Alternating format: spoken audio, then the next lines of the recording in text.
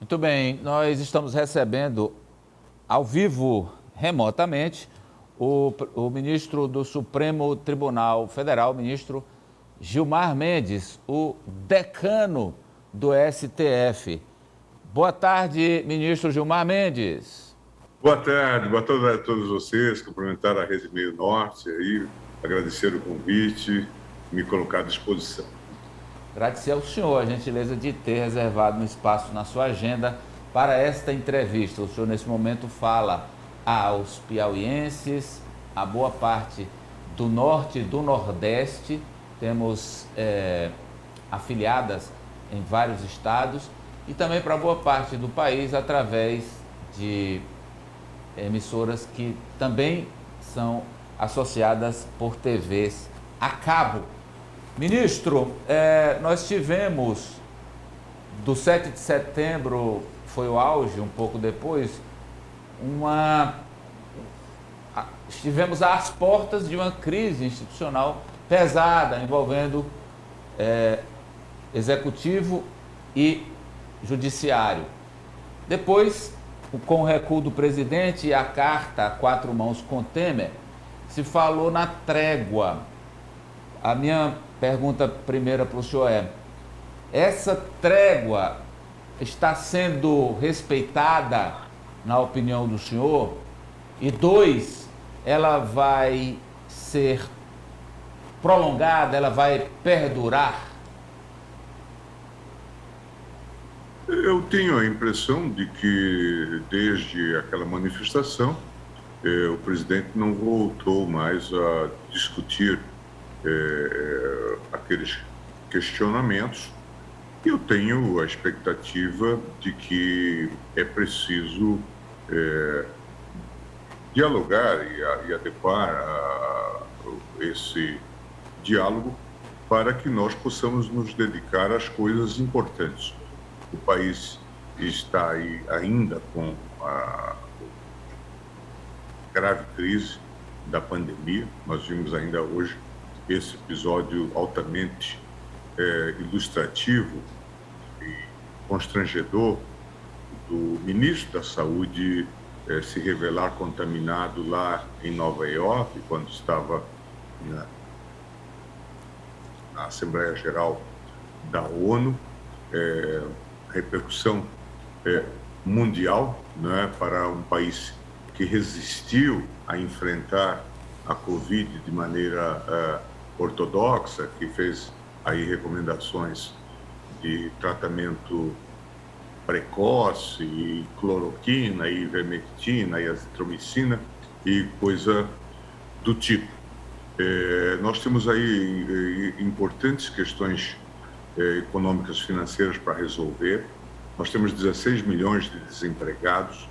Nós temos um orçamento que ainda não está pleno, que as questões não estão definidas, né? Então nós precisamos verter as nossas energias para as coisas úteis e importantes e não ficar buscando diversionismos ou bodes expiatórios.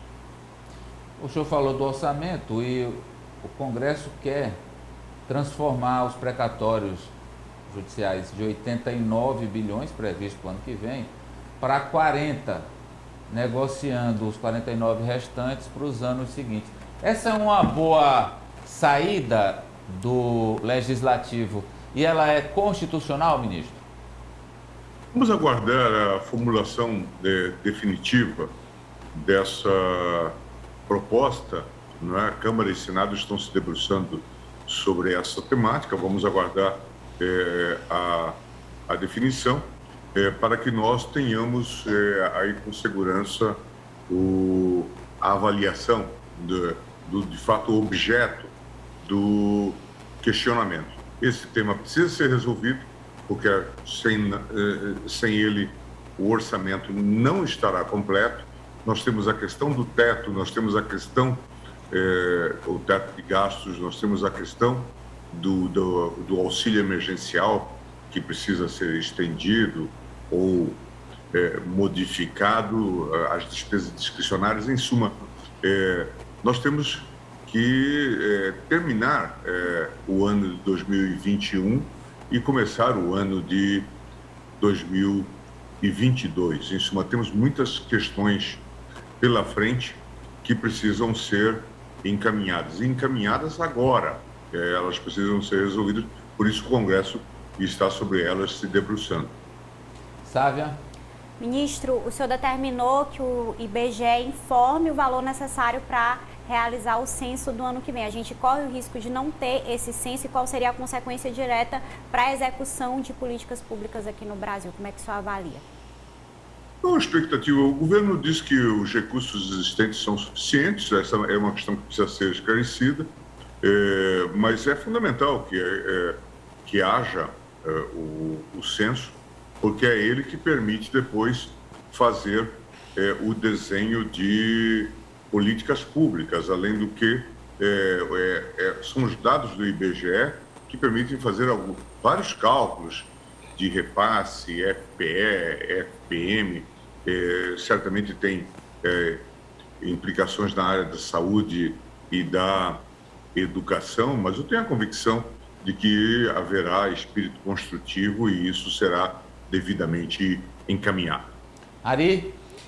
Boa tarde, ministro. As assembleias legislativas de todo o país têm ficado na expectativa para saber qual é o entendimento do STF a respeito da reeleição de seus presidentes. Aqui mesmo no Piauí, o deputado estadual Temístocles Sampaio, ele cumpre já um de seus muitos mandatos à frente da Assembleia. Então, não apenas ele, a sociedade também, os políticos, todo mundo.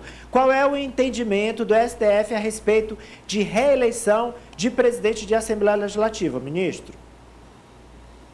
O Supremo Tribunal Federal fixou a orientação no sentido de que é possível, sim, uma reeleição. Não é?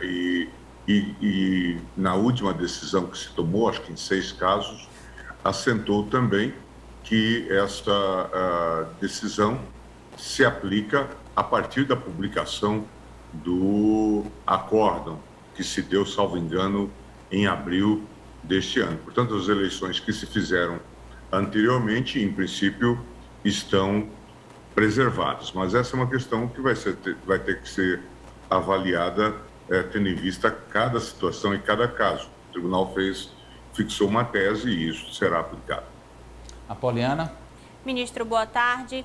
Desde o início da pandemia, a gente viu diversas questões relacionadas à saúde pública terem que ser resolvidas pelo judiciário. A própria determinação ali do Supremo no início sobre a competência dos estados e municípios nessa administração, no enfrentamento. O senhor acredita que essa grande quantidade de conflitos de saúde pública sendo resolvidos para o judiciário não são por si só um sintoma da ingerência do governo federal no enfrentamento a essa pandemia, ou o senhor acredita que foi natural esses diversos conflitos que tivemos até agora?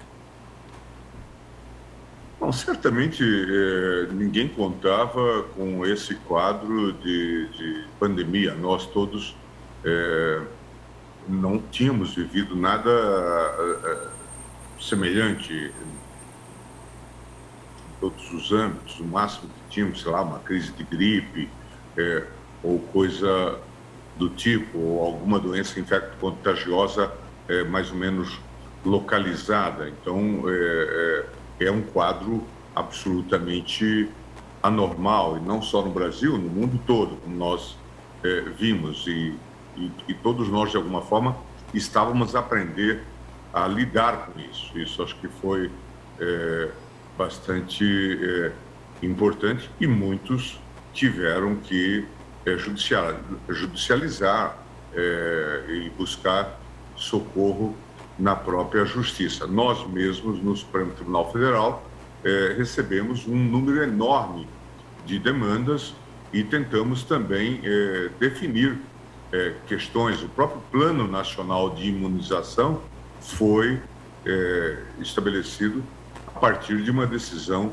do Supremo Tribunal Federal. É evidente que o Brasil já tem um índice alto de judicialização, mas a pandemia fez com que isso expandisse, fosse levado aí às alturas, e é até compreensível, né, que isso tenha se dado, né? Nós vimos aí muitas confusões, em alguns locais, situações muito trágicas, o episódio de Manaus, que todos nós acompanhamos, chegou um momento que faltava oxigênio para a população, faltavam anestésicos.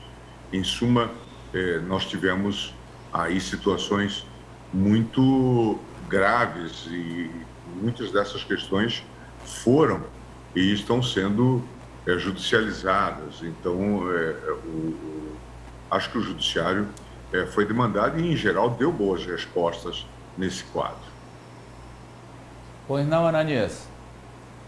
Ministro, boa tarde, obrigado pela entrevista. Boa tarde.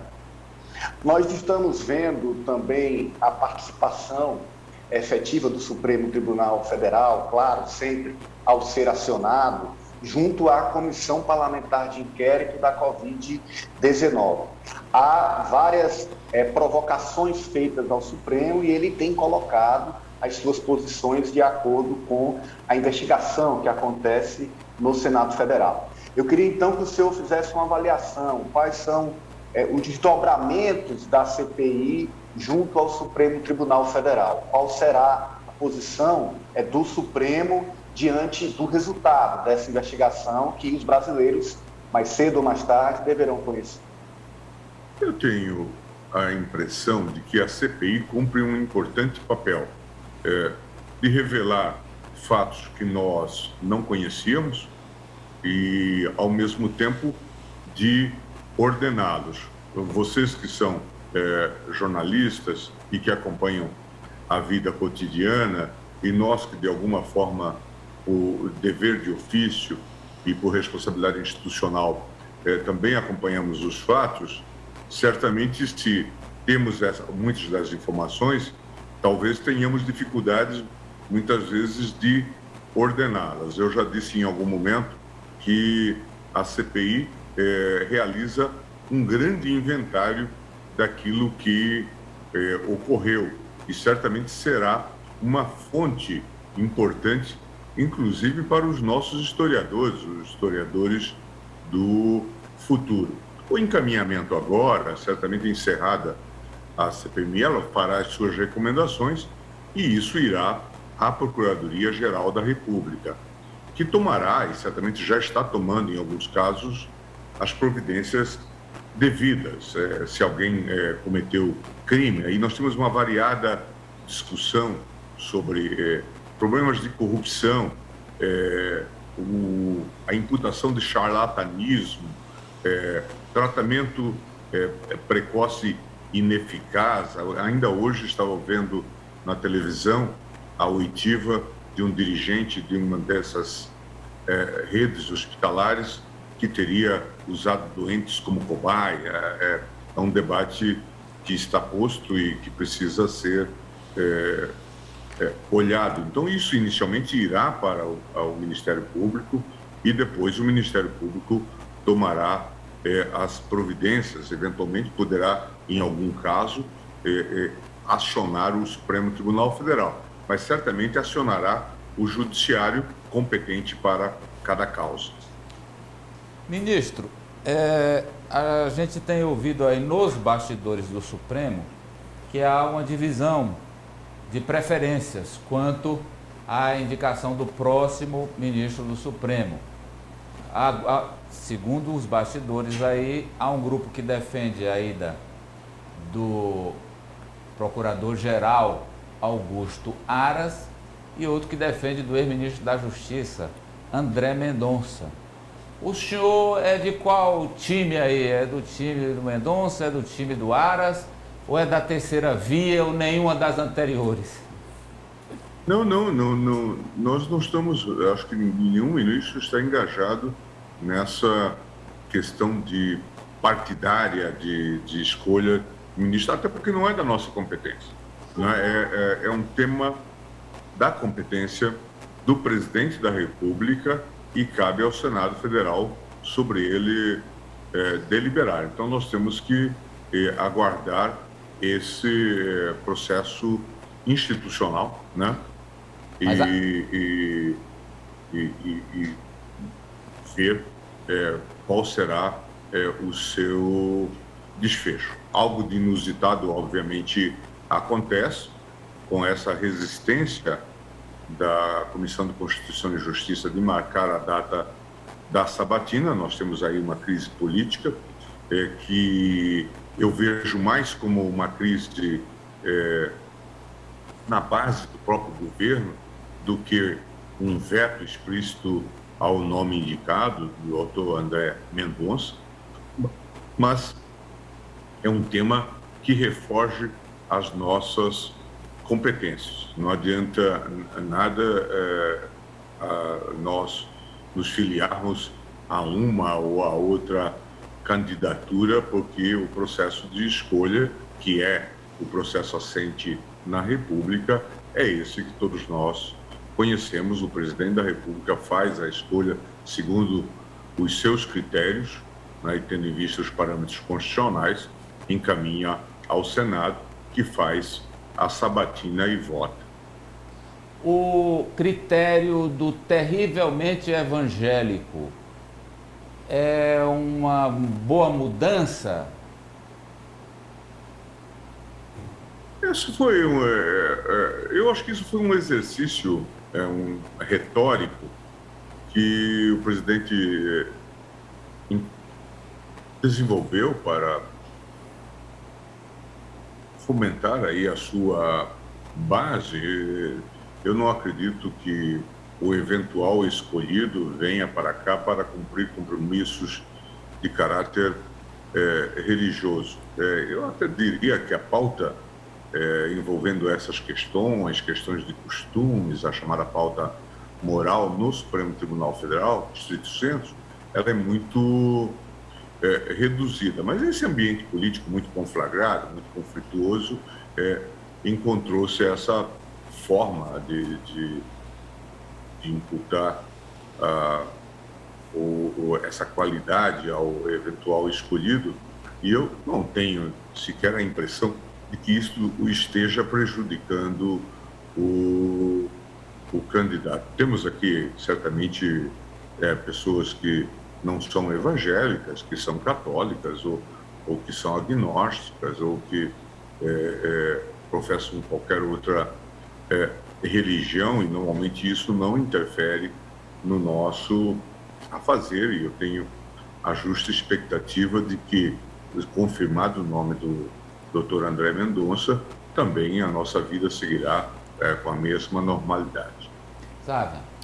Ministro, se tem um termo que infelizmente foi popularizado na eleição de 2018 é fake news. E há uma expectativa da própria sociedade sobre como vai se transcorrer a eleição do próximo ano e qual o papel das fake news nessa eleição. O Supremo já está agindo, mas eu queria saber um diagnóstico do senhor para a gente não repetir o que aconteceu em 2018. O que o Judiciário, o que o Parlamento, o que a sociedade pode fazer para combater as fake news? Eu tenho a impressão de que estamos trabalhando, né, nesse sentido, o TSE, o Supremo, o Judiciário como um todo, no sentido do combate às fake news. No processo eleitoral, isso será vital. Não é fácil, como nós sabemos, né, as redes são muito contaminadas por esse tipo de movimento e nós precisamos de ter todas as cautelas e respeitar a liberdade de expressão, mas ao mesmo tempo não permitir a circulação de fake news evidentes que afetam a credibilidade do próprio sistema, né? Quem lida hoje cotidianamente com a internet sabe que ela tem um grande potencial, traz um enorme benefício. Veja a possibilidade dos senhores hoje em Teresina, no Piauí, e nós aqui estamos conversando. É um recurso maravilhoso, não é? Mas nós temos aí o caos, as vicissitudes causadas pela fake news e a dificuldade, inclusive, de se fazer com que elas sejam retiradas do ar, retiradas dos provedores, o controle delas, tudo isso é muito difícil, seja no plano nacional, seja no plano internacional. Não raras vezes se utilizam de provedores situados em outros países para fazer esse tipo de ataque. Então, nós devemos estar muito atentos a isso e evitar que as nossas eleições sejam contaminadas por esse fenômeno.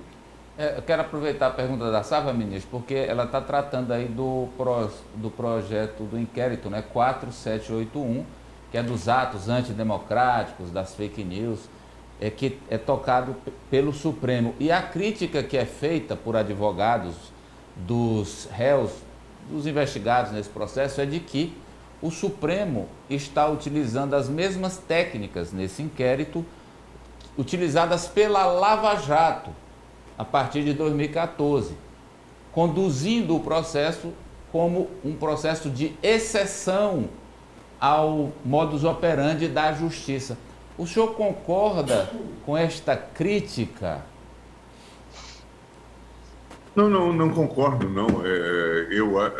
E já demos a resposta a isso. Nós já decidimos que o inquérito, assim chamado das fake news, é plenamente legítimo. Ele é acompanhado pelo Ministério Público, depois ele é remetido ao Ministério Público, que oferece ou não as denúncias. Portanto, seguem-se as regras do devido processo legal. Acho que é importante que se diga isso. E mais, não fora esse inquérito, e muito provavelmente nós já teríamos descambado para um modelo de uma certa selvageria com os ataques que se faziam ao Supremo Tribunal Federal, ao Congresso Nacional, e isto precisa ser destacado. O inquérito das fake news, de certa forma, é um dos esteios da democracia no Brasil de hoje. Apoliana? Ministro, o Congresso, os legisladores têm autonomia para debater mudanças nas regras eleitorais, mas o que a gente vê a cada 2 anos, a cada ano, na verdade, é a mudança dessas regras, alterações, e agora o Congresso debate um código eleitoral, inclusive relatado por uma parlamentar piauiense, a deputada Margarete Coelho. Mas eu queria saber do senhor, que já esteve presidente do Tribunal Superior Eleitoral, se essas alterações recorrentes, elas favorecem, elas engrandecem o processo eleitoral ou se representa tumulto, um retrocesso para esse processo?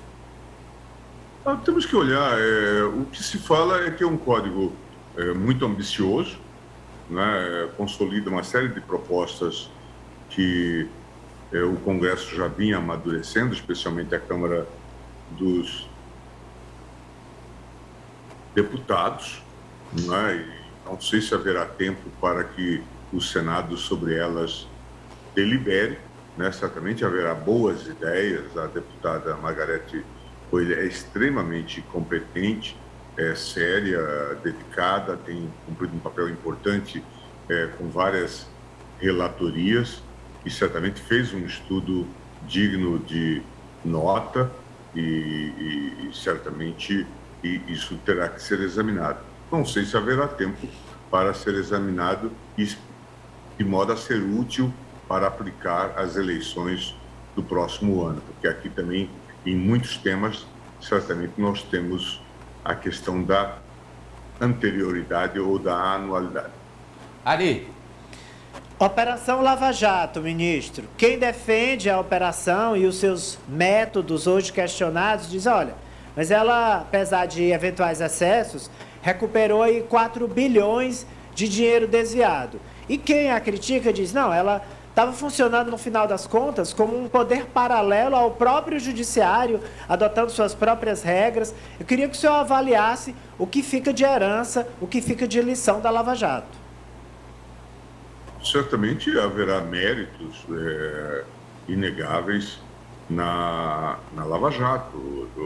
Não se pode, desde logo, negar que, primeiro, é importante o combate à corrupção e é importante o trabalho que se revelou no sentido de práticas que corrompiam a institucionalidade. Acho isso inegável. Quanto a métodos, e certamente eu acho que a própria Procuradoria-Geral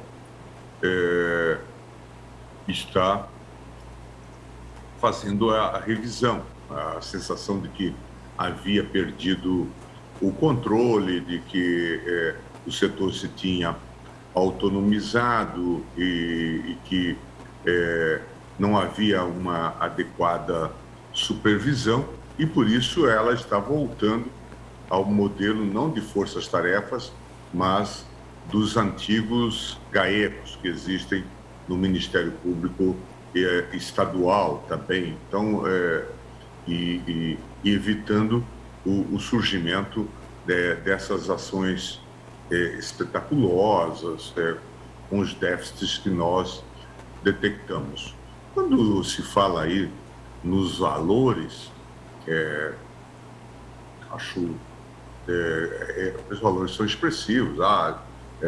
Foi reintrojetado, recuperado alguma coisa como 4 bilhões de reais, e isso é muito relevante, muito provavelmente até mais do que a recuperação desses valores, ter cessado a prática da corrupção, o sistema viciado de licitação e esse vertedouro de recursos para o sistema político partidário. Acho que isso talvez tenha até uma maior representação, uma maior economia. Mas em relação a esses 4 bilhões, de que se fala especialmente da Força Tarefa de Curitiba, é bom lembrar ao público que desses 4 bilhões, 2 bilhões estavam ficando naquela tal fundação, chamada Fundação Dallagnol.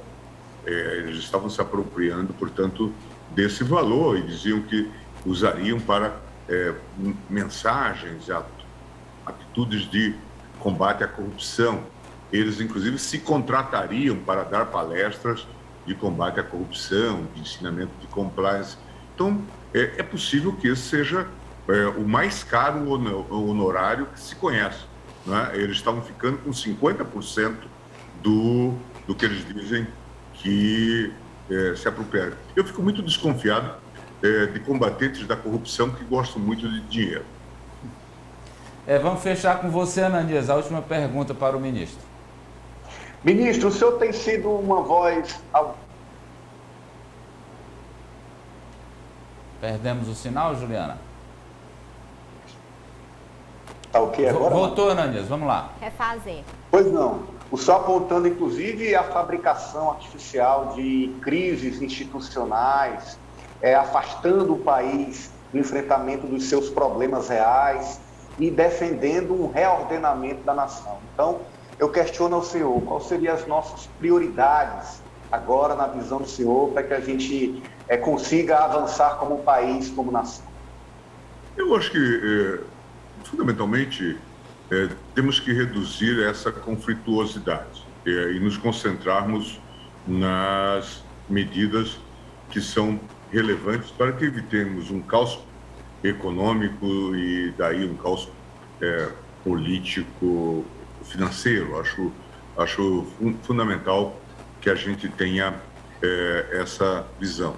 A médio prazo, eu tenho defendido, considerando a crise desse nosso presidencialismo, do presidencialismo de coalizão, que nós comecemos a caminhar para um modelo de semipresidencialismo, em que o presidente é eleito, vai ter determinadas funções, mas que funções governativas, administrativas, fiquem com uma maioria congressual em que se tenha um primeiro-ministro. Acho que nós deveríamos ir testando essa caminhada nesse sentido. E com isso evitaríamos, inclusive, esse debate que a toda hora se coloca sobre crise impeachments e coisas do tipo. Importante manter a democracia, manter os valores da democracia, defender essa estrutura que nos manteve até aqui desde 88, acho que é fundamental. Fizemos aí as diversas tentativas e cometemos os erros ao longo desses anos e precisamos, de fato, prosseguir nesse trabalho, nessa faina de defesa da democracia para que o Brasil cuide de si e dos seus, desenvolva, volte a crescer, né? Nós temos aí uma população extremamente pobre, nós somos um país de riqueza pelo menos mediana, né? Teríamos condições de fato de resolver uma série de problemas se estivéssemos voltados para essas tarefas. E eu acho isso fundamental. Obrigado, ministro, pela entrevista concedida ao Grupo Meu Norte de Comunicação. Um grande abraço a vocês, um prazer, hein?